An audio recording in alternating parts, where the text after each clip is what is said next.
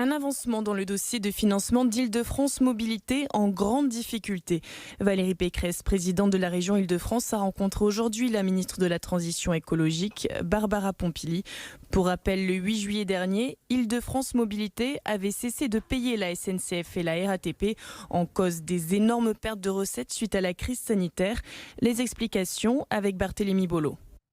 Le bras de fer entre Valérie Pécresse, la présidente de la région, et le gouvernement pourrait bien tourner à l'avantage de la patronne d'Île-de-France Mobilité. L'enjeu est de taille, compenser les pertes de Île-de-France Mobilité qui s'élèvent à 2,6 milliards d'euros. Jusqu'à présent, le gouvernement avait proposé une compensation de l'ordre de 425 millions d'euros. Et pour la première fois, Valérie Pécresse avait rendez-vous avec la ministre de la Transition écologique. Un rendez-vous fructueux car selon Valérie Pécresse, les négociations sont enfin engagées. Je vous propose de l'écouter.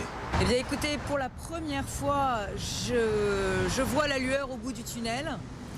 Pour la première fois, nous avons eu une réunion avec la ministre Barbara Pompili et le ministre Djebari. Pour la première fois, les négociations sont enfin ouvertes entre le gouvernement et Île-de-France Mobilité pour un règlement global des pertes de recettes des transports franciliens. Et vous le savez, nous frisons la catastrophe écologique et économique puisque la SNCF a cette semaine annoncé qu'elle voulait arrêter, faute de moyens, 80 projets structurants en Île-de-France. J'ai demandé à la ministre qu'en contrepartie de l'ouverture de ces négociations, l'État actionnaire empêche la SNCF d'arrêter ces investissements structurants.